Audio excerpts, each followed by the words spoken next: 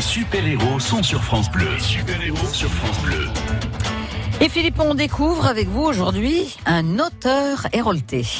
Merci à toute l'équipe des infos que nous retrouverons évidemment tout à l'heure à 13h. Guillaume Méric est notre invité aujourd'hui. C'est un artiste sétois. Il est très attaché d'ailleurs à l'île Singulière, mais il est aussi quelqu'un qui navigue beaucoup dans son imaginaire. Un imaginaire qu'il partage avec beaucoup de fans actuellement sur une saga fantasy qui s'appelle Myriande, qu'il nous avait présenté il y a quelques mois de cela, et un monde dans lequel il nous remet aujourd'hui, puisque nous allons évoquer la sortie du 3e tome. C'est la suite d'une histoire qui peut-être en comptera 8, 10, 15, car il ne cesse d'écrire et il ne manque pas d'idées pour le faire. Et puis il y a aussi un Peter Pan, c'est le titre de l'ouvrage. Il est une fois une nouvelle vision de Peter Pan. C'est un ouvrage qui sort chez Pygmalion, dont il est l'auteur aussi et qui fera l'actualité de nos propos aujourd'hui d'ici à 13h. Il n'est pas tout seul, il est venu avec d'autres invités. Thibault Louche sera à nos côtés dans quelques minutes. On aura également Cyril Barraud et Michael Viguier. Une émission à partager sans modération autour de notre invité Guillaume Méric. À tout de suite. France Bleu. 9h-11h, la vie en bleu sur France Bleu Héros. France Bleu Héros. Guillaume Méric est à nos côtés. Bonjour Guillaume. Bonjour. Ravi de vous retrouver parce que j'étais resté sur l'idée que 2 tomes d'une saga comme Myriande peut-être méritait-elle un 3e tome, et paf, hop, ça arrive, c'est le facteur qui me le dépose. J'ai d'ailleurs presque pas assez de place autour de moi pour déposer tous les ouvrages dont vous êtes l'auteur. Alors Guillaume, on va présenter nos invités dans quelques instants qui vont partager cette émission avec nous. Je vais commencer par l'artbook de Myriande. Qu'est-ce que c'est exactement ? L'artbook, en fait, c'est un ouvrage qui réunit l'ensemble des illustrations qui ont été réalisées depuis le tout début pour la saga. Normalement, ces illustrations, on les retrouve en noir et blanc dans les annexes de chaque tome. Mais là, on a eu, avec le financement participatif, la possibilité de financer en plus cet ouvrage qui réunit en couleur, dans un plus grand format, les plus belles illustrations de la saga. C'est superbe, hein, vraiment. Voilà, réalisé par une dizaine d'illustrateurs de talent, et je suis très très heureux d'avoir pu arriver à le produire. On n'aura pas tout le monde aujourd'hui dans cette émission, on manque un petit peu de place, mais l'un d'entre eux, Cyril Barraud, on essaiera de le joindre tout à l'heure. Alors ça, c'est une partie de ce que vous avez imaginé, réalisé depuis qu'on s'est vu il y a quelques mois. L'autre facette, eh bien, c'est le 3e tome, Le lac aux larmes d'or. Alors c'est la suite, j'allais dire, en tout cas dans le volume, de votre imaginaire sans limite, des 2 premiers qui étaient déjà conséquents. Est-ce que c'est une suite aux 2 premiers, ou est-ce qu'on a changé un petit peu d'atmosphère, de personnage ? C'est exactement la suite aux 2 premiers. Ça se termine, ça commence là où c'est terminé le second, et ça clôt la saga. C'est bien de le dire. Ah oui. C'est le dernier, je le jure. Toutes les intrigues se referment, et c'est une histoire sur les âmes sœurs. Je ne sais pas si on avait peut-être reprécisé le sujet. En fait, c'est un monde où les âmes sœurs ont le pouvoir de s'unir en un seul et même corps, avec des pouvoirs absolument extraordinaires. On les appelle des myriandes. Et malheureusement pour eux, ces myriandes sont pourchassés, persécutés pour ce qu'ils sont. Et les 2 héros de l'histoire vont malgré tout braver tous les obstacles pour se retrouver, apprendre le lien secret qui les unit et devenir eux-mêmes un de ces myriandes qui va pouvoir peut-être libérer tous les autres myriandes de leur monde. Dans ce monde imaginaire, il y a l'écriture, il y a l'illustration, il y a aussi la musique qui est très importante. Elle s'accompagne, cette 3e saga, ou la suite des 2 premières, de musique également. C'est la particularité que j'ai voulu sur cette saga, c'était de la rendre multimédia. C'était qu'il y ait à la fois l'œuvre littéraire, qu'il y ait des illustrations qui apportent un univers graphique, et qu'il y ait l'univers musical qui apporte vraiment aussi une épaisseur, une richesse supplémentaire à l'histoire, et qui permet une meilleure immersion en fait au lecteur. Comme il vous reste un petit peu de temps libre, vous vous êtes mis à l'écriture de cet ouvrage qui s'appelle L'art de se prendre les murs. Guillaume Méric, c'est une façon de dire que de temps en temps, c'est un mur qui se dresse devant soi ? Exactement. En fait, c'est une histoire d'un petit gars qui s'appelle Charlie Gabian, qui vient de Sète. Ça résonne bien. Et non pas de Gabian.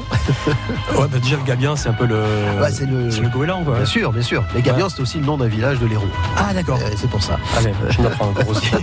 On est là pour s'apprendre des choses mutuellement. Et en fait, c'est un petit gars qui veut essayer de vivre de ses rêves, qui se prend pour un peu la 8e merveille du monde, et qui va se rendre compte que, en fait, il va plutôt essuyer 9 plaies d'Égypte. Et c'est écrit avec beaucoup d'autodérision, beaucoup d'humour noir, d'autant plus que c'est une histoire qui me ressemble énormément, qui ressemble beaucoup à celle de l'auteur. Et voilà, j'ai voulu raconter cette espèce de version de Peter Pan revisitée, plus l'esprit que l'histoire, puisqu'on est plutôt dans la tête de ce personnage qui a envie de vivre de ses rêves, qui ne veut pas vieillir quelque part, et qui va se servir de ses rêves pour construire son pays imaginaire en fait. On revient vers vous dans un instant. Parce qu'on est fiers de nos héros. De midi à 13h, les super-héros sont sur France Bleu. Mais quelle imagination, Guillaume Méric, c'est improbable. Enfin, je ne sais pas, j'ai rarement vu de croiser des gens qui, à ce point, au bout de quelques mois, reviennent vous voir avec 2 ouvrages sous le bras, un 3e sur la tête, en disant, voilà, j'avais un peu de temps libre, j'ai écrit. Je blague évidemment, mais bravo pour cette imagination et cette écriture aussi, puis le monde imaginaire que vous avez créé. Je voudrais tout de suite qu'on accueille Thibaut Loucheux, qui est avec nous. Bonjour Thibaut. Bonjour. Alors, on va faire le lien et je vais laisser le soin à Guillaume de vous présenter. Vous êtes vous-même auteur. Ouais. Comment vous connaissez? Qui est donc notre invité, Thibaut? En fait, on s'est connus simplement parce que mon roman L'art de se pendre les murs avait été sélectionné par Thibaut et son équipe pour le prix Joseph, dont il est le fondateur et président. Et du coup, on a lié connaissance comme ça et puis finalement amitié. Et voilà, donc je trouvais intéressant qu'on puisse venir discuter ensemble à la fois de l'art de se pendre les murs et de ses propres projets également. Vous le mettez à l'honneur. C'est quoi le prix Joseph exactement, Thibaut? Le prix Joseph, c'était l'idée de créer la rentrée littéraire à Montpellier, en fait. Comme tout se passe à Paris, tous les livres, la plupart des livres sont publiés à Paris. Le littéraire en France est très centré dans la capitale. L'idée, c'était de l'exporter dans le sud et de se dire, voilà, dans le sud aussi, au Café Joseph, il se passe quelque chose, un prix littéraire qui récompense un auteur soit publié dans une maison d'édition du Sud, soit originaire du sud de la France, enfin de la région Occitanie. Dans un premier temps. Et on s'aperçoit à travers de nos invités tout au long de l'année qu'il y a quand même beaucoup de gens qui écrivent. Alors des fois par passion, des fois par métier, des fois pour les deux d'ailleurs. Des gens aussi qui ont envie de s'évader, qui écrivent. Enfin, c'est assez riche quand même. Vous en êtes rendu compte avec la création de ce prix? C'était aussi un des buts en fait quand... Moi qui écris aussi, je me sentais très seul à Montpellier en me disant, moi j'ai plein d'amis musiciens, il suffit qu'ils aillent dans un bar pour rencontrer d'autres musiciens. Quand on est écrivain, ça se passe pas comme ça. On peut pas rencontrer un écrivain, c'est quelqu'un qui est très seul et qui parfois est à la recherche d'autres écrivains, d'autres auteurs pour pouvoir discuter. Et je me suis dit qu'en créant ce prix, on allait créer une force littéraire du Sud et en même temps aussi des amitiés, des rencontres. C'est ce qui s'est passé. Du coup, j'ai rencontré Guillaume, j'ai rencontré énormément d'auteurs. Et aujourd'hui, on garde tous contact et on est heureux de se voir. Dans la sélection, on avait autant Christine Angot que des auteurs de la région. Et je trouve ça génial, justement, qu'il y ait plein d'auteurs différents qui puissent discuter ensemble. Et vous vous êtes rendu compte aussi peut-être à croiser ces autres auteurs que finalement on est parfois un petit peu seul et parfois même mal accompagné, pardon de le dire, mais on peut écrire, une fois qu'on a écrit, c'est pas le tout, il faut aussi l'amener au lecteur et ça reste aussi un parcours du combattant parfois. Ça restera toujours. Guillaume, enfin, je vous laisse réagir tous les deux sur ce sujet, mais c'est un peu ça aussi, non? Ouais, c'est le nerf de la guerre, mais en même temps, moi je suis un petit peu ce qu'on appelle aujourd'hui un auteur hybride, c'est-à-dire que je suis autant dans l'édition traditionnelle que l'auto-édition. C'est ce que j'ai amené à travers le livre sorti chez Pygmalion d'un côté et Myriam qui est de l'auto-édition finalement, parce qu'Harmonia m'appartient. Et en fait, je pense que de plus en plus, on est amené à avoir en tant qu'auteur ce genre d'activité, ce qui nous permet d'allier deux forces, ce qui est de plus en plus difficile de nos jours de vivre de son écriture. Et finalement, le fait d'avoir aussi de l'auto-édition, ça permet quelque part d'avoir une autre force pour présenter ses livres, les faire vivre et en vivre également, quoi. De midi à 13h, les super-héros sont sur France Bleu. Notre super-héros du jour écrit. Il a créé un monde tout à fait particulier, imaginaire, dans lequel il nous entraîne depuis 3 volumes maintenant, 3 tomes conséquents. À chaque fois, c'est un ouvrage qui fait près de 600 pages. On n'est pas loin, Guillaume. Il faut tout ça pour expliquer le monde de Guillaume Méric. En tout cas, j'avais eu une remarque d'une blogueuse qui était effrayée à l'idée que j'allais tout clôturer en 3 tomes, tellement j'avais ouvert d'intrigue. En fait, je lui ai dit, ne vous inquiétez pas, en fait, le 3e tome fait pratiquement 2 tomes à lui lui seul. Oui. Voilà, j'ai condensé le tout. Guillaume, on est très content d'accueillir Michael qui est à nos côtés. Bonjour Michael. Bonjour.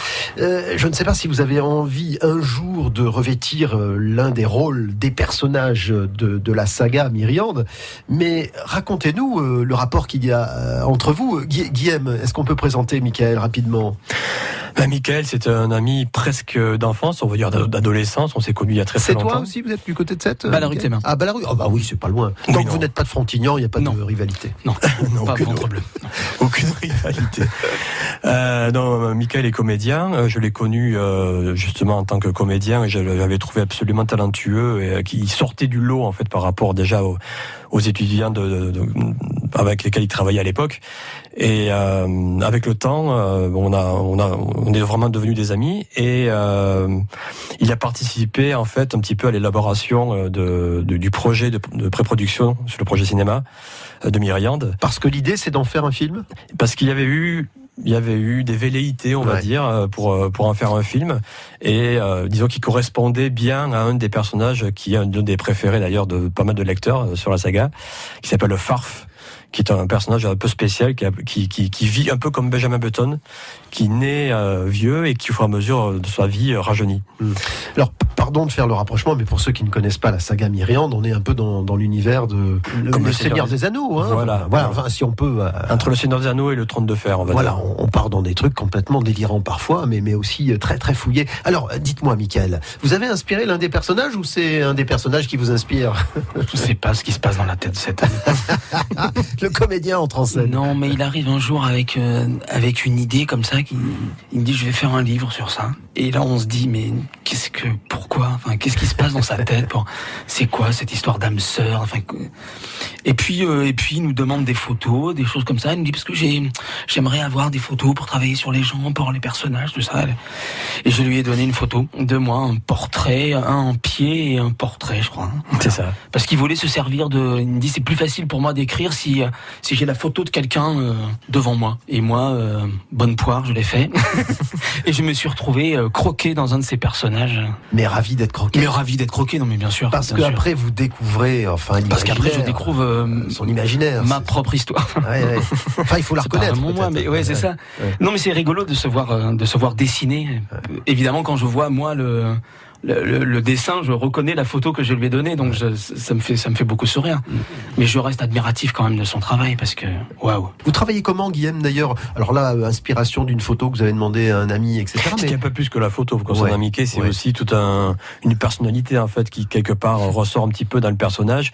Et moi, ça m'aide du coup dans les dialogues en fait. Et Le à faire, profil psychologique ouais. vous sert. Et ça m'a servi d'ailleurs pour la plupart des personnages. Je m'inspire de comédiens alors connus ou moins connus. Et j'ai leur charisme, j'ai leur visage en tête, j'ai leur manière de parler en tête. Et du coup, ça me permet de mieux incarner mes personnages. Les super-héros Philippe Montet sur France Bleu Héros. C'est notre invité qui aujourd'hui nous inspire de son univers, Myriande, une trilogie, une saga, 3 volumes, le 3e vient de sortir.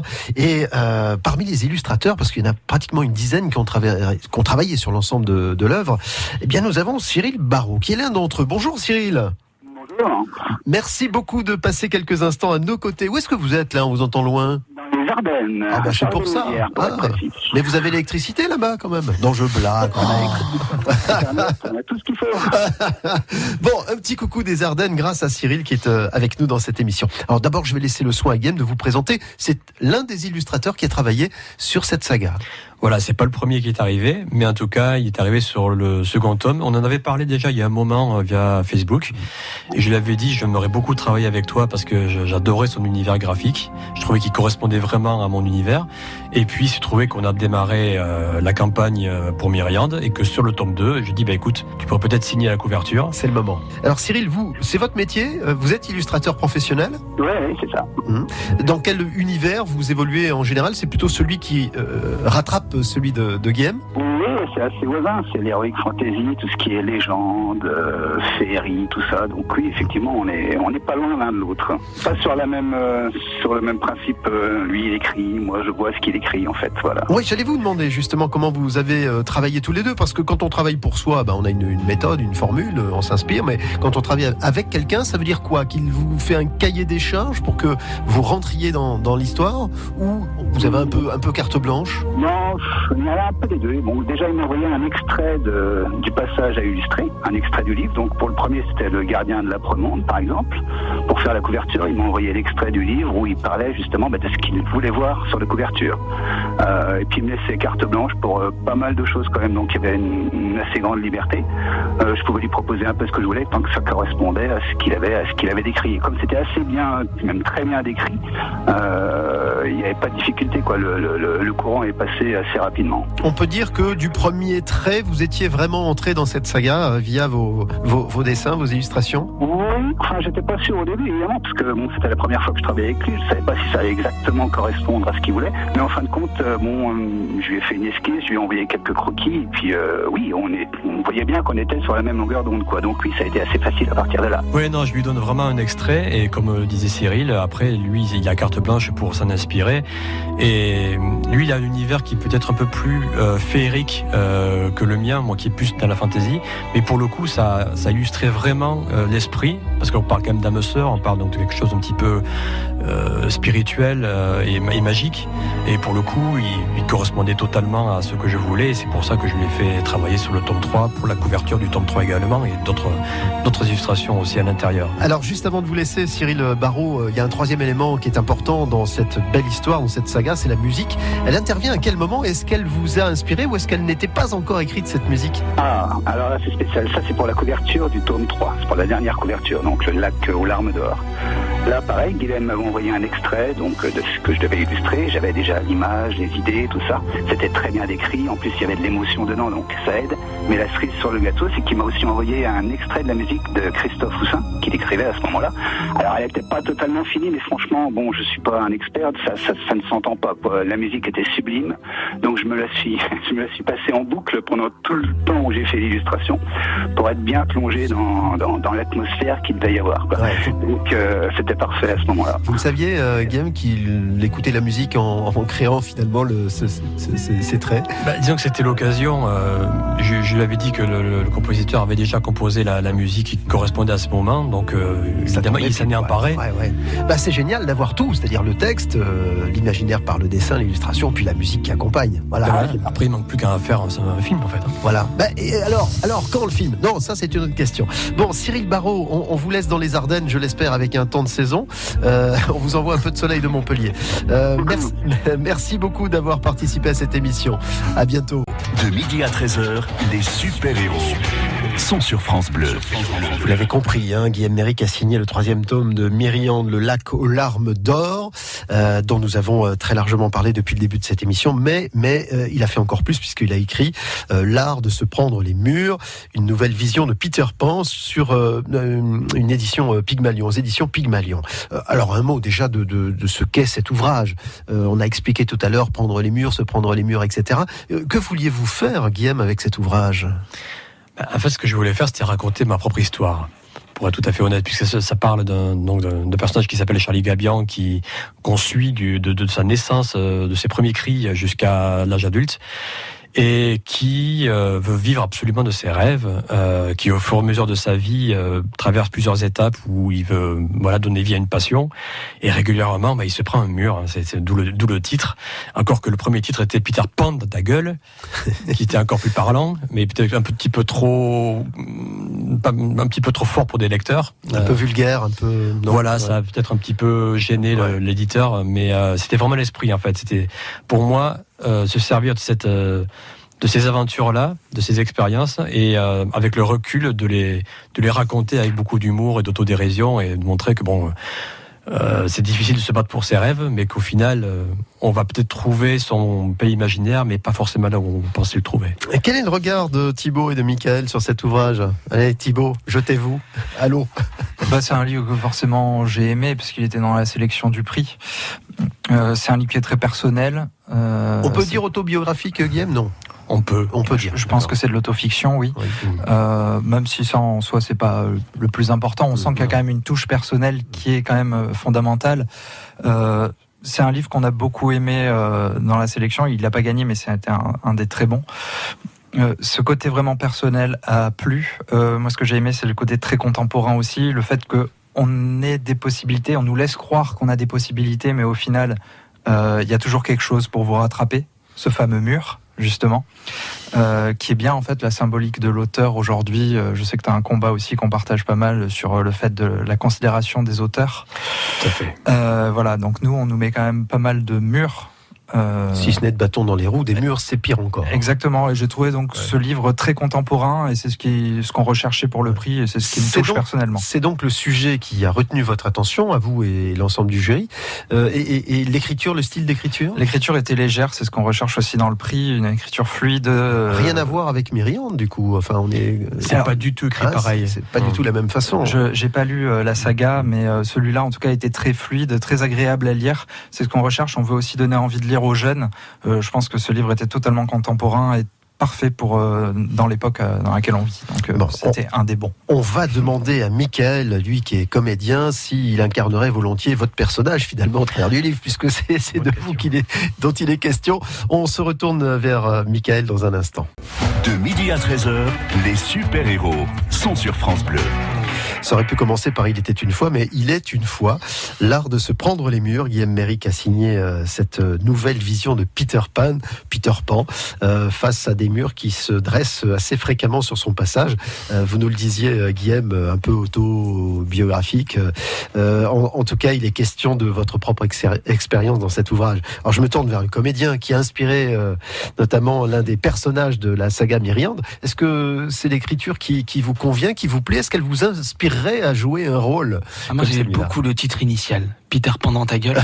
Je crois que le jour où il m'a annoncé ça, il m'a dit je pense à écrire un truc sur moi. Il m'a annoncé le titre. Ça pourrait être le titre d'un one-man show, d'un spectacle. C'est le titre d'ailleurs d'un des paragraphes, si je dis pas de bêtises, d'un des chapitres du livre. Tout à fait. Ouais. J'ai beaucoup ri. Et après, moi, j'ai lu une première version. J'ai eu la chance de lire la première version avant qu'elle soit éditée. J'ai relu ça là avant-hier et hier. Je l'ai terminé hier, en fait, dans l'état où il était. Très récemment. Donc c'est très encore chaud. C'est très chaud. Oui. Je pense qu'on peut en faire un bon monologue de théâtre. Il y a des choses à faire avec ça. Ouais. Mais surtout que Michael, on partage un petit peu cet esprit de Peter Pan, lui comme moi, cette volonté de vivre aussi de nos rêves. De toute façon, il est comédien, il est artiste comme moi, mais ça va plus loin que ça. Dans nos vies respectives, on a cette envie, c'est plus qu'une envie, quoi. C'est une volonté profonde, quoi, de vivre de nos rêves et de rester jeune. Et pour le coup, avec en plus l'esprit de Michael, sa manière de jouer, son humour, je trouvais que ça pouvait correspondre à un spectacle. Et d'ailleurs, avant d'écrire vraiment, comme il le disait, le livre, je me demandais si ça allait être un roman ou si ça allait être une pièce de théâtre. Ou un man show. Et je suis dedans dans le livre. Encore ? Oui. Je cherche votre photo. Je suis à l'intérieur. Non, il n'y a pas la photo, mais je suis dedans. Avec mon prénom d'ailleurs. Qui n'a pas changé. Non. Quand je vois votre talent d'écriture, Guillaume Méric, à la fois dans le propos, dans l'utilisation de la langue française, dans l'univers que vous avez créé, et puis également dans le nombre de pages que vous êtes capable d'écrire sur une idée, j'aimerais avoir l'avis de Thibault Loucheux. Vous le trouvez comment, cet auteur qui est à vos côtés ? Comment, dans le style de son... Qu'est-ce que vous diriez de lui, en l'occurrence, si vous deviez le qualifier de 2 ou 3 mots ? Je dirais qu'il est courageux, parce que tout le monde ne fait pas ça, essayer de créer et continuer malgré tout. Je pense que c'est très courageux, c'est le mot qui convient. Après, il y a aussi ce côté Peter Pan, le côté...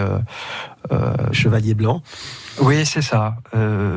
Défendre des causes, porter l'étendard et aller au combat, quitte à se prendre le mur. Exactement, c'est ça. Il y a un côté vraiment retour à l'enfance, assez innocent, mais qui permet aussi de défendre des belles causes. Cette innocence et ce courage lui permettent de défendre et de porter aussi des combats que je trouve très intéressant. En tout cas, moi je me reconnais en tout cas dans la défense des auteurs. J'avais lu le texte qu'il avait écrit et publié sur Actualité. Sur Le Monde aussi. Et au Monde aussi. Et Je pense qu'on a besoin d'auteurs engagés de plus en plus dans cette période-là, c'est important. Vous êtes un peu optimiste quand même, Guillaume. J'ai perdu quelques ailes en chemin. Quoi. Je réalise mes revenus. Bon, on se retrouve dans quelques instants pour la conclusion de cette émission. Vous êtes sur France Bleu Héros, les super-héros, autour de Guillaume Méric, auteur de la saga des Myriandes, entre autres, et de cet ouvrage paru aux éditions Pygmalion, l'art de se prendre les murs. Parce qu'on est fiers de nos héros. De midi à 13h, les super-héros sont sur France Bleu. L'auteur, c'est toi qui est à nos côtés depuis midi, Guillaume Méric, qui a beaucoup écrit, et en particulier, je vous renvoie à cette saga, à cette histoire, à ce triptyque, en tout cas 3 ouvrages, 3 énormes tomes qui vous font entrer dans l'univers tout à fait particulier de l'auteur. Et puis donc cet ouvrage, l'art de se prendre les murs, que nous évoquons aujourd'hui aussi, puisqu'il est sorti il y a très très peu de temps, et que l'on pourra se procurer à l'adresse qu'on va vous donner à la fin de cette émission. On va faire un petit tour de table, si vous le voulez bien, avant de se quitter. Je vais me tourner vers notre premier invité, en l'occurrence Thibaut. Le prix que vous avez créé, qui continue, c'est une fois par an. C'est à quelle époque ? Ce sera une fois par an. Le prix Joseph. Au moment des prix des récompenses comme le Goncourt, le Flore. On est à la rentrée au mois de septembre. On est sur la rentrée, voilà, fin de l'automne, fin novembre. D'accord. Donc voilà, ce sera un rendez-vous tous les ans. S'il y a des gens qui écrivent, qui ont envie de s'y présenter, bien sûr, on peut se rapprocher de votre organisation. Bien sûr, vous pouvez envoyer vos livres, il n'y a pas de souci. Pour l'instant, les dates sont pas encore fixées. On sort du premier, donc c'était déjà pas mal de boulot, mais on va commencer à se mettre au travail pour le deuxième. Merci Thibaut, vous reviendrez peut-être à l'occasion de l'actualité, qui sera celle de la sortie d'un livre ou du prix qui se présentera pas loin. Volontiers, merci. Un mot de Michael Viguier, donc comédien de théâtre. Je dis de théâtre, essentiellement vous êtes sur les planches ? Oui, j'ai fait une petite souille de cinéma et un peu de comédie musicale. Parce que dans votre coin, on tourne des films en ce moment, enfin des feuilletons pour la télévision et tout. Alors, je postule, mais pour l'instant, non. Vous voulez un coup de main ? Pour l'instant, j'ai pas encore eu. Merci Michael Viguier d'avoir participé à cette émission. Merci. Et nous allons la conclure avec Guillaume Méric. D'ores et déjà, je ne vous attends pas la prochaine fois pour le 4e tome de Myriande. Pour autre chose peut-être, autour de Myriande encore, mais... D'autres projets quand même d'écriture ? Oui, donc j'ai commencé avant la naissance de mon fils, qui est une histoire enfin c'est un roman jeunesse avec des esprits de la nature et un discours en fait sur l'écologie. Ah oui. Il faut que je me remette dessus parce qu'avec tout ce que j'ai fait entre temps, ça a été un peu longué. Et puis peut-être qu'on va prévoir avec Thibaut quelque chose autour d'une communauté et d'un petit salon. Littéraire axé autour des mondes de l'imaginaire. C'est vraiment au stade de la discussion pour l'instant. Ouais. Mais voilà. L'idée est déjà dans un petit coin de votre tête. Voilà, on va en discuter, peut-être qu'on reviendra vous en parler. Avec plaisir. Sinon, comment ça se passe à la maison ? Il reste un peu de temps pour faire la cuisine, c'est compliqué quand on écrit comme ça. Vous écrivez jour et nuit ? Enfin non, je sais pas. En fait, tout ce que j'ai fait autour, je vais vous dire, j'ai plus le temps d'écrire en fait. C'est le gros problème quand on fait de l'auto-édition, c'est que du coup, on passe beaucoup de temps sur du marketing, de la communication, et on n'a plus le temps d'écrire. Mais vous avez bien fait de venir nous voir, comme ça on a partagé avec nos auditeurs, nos auditrices, votre univers. En tout cas, un tout petit peu avant que peut-être ils aillent vers cet univers. On rappelle l'adresse où on peut se procurer les livres. Pour l'art de se prendre les murs, c'est partout dans toutes les librairies de France, chez aux éditions Pygmalion. Et pour ce qui est de Myriande, ça sera sur le site officiel, donc www.myriande.fr. Et il y a la boutique en ligne où on peut acheter à la fois le bouquin, les livres et les CD, la musique, et l'artbook aussi. Myriande, M-Y-R-I-H-A-N-D-E-S, je le dis parce que si vous l'orthographiez bien comme il faut sur le moteur de recherche, ça ira encore plus vite. Merci beaucoup à tous les trois. Puis on vous dit à très très bientôt et surtout bonne et longue vie à vos ouvrages et à vos initiatives.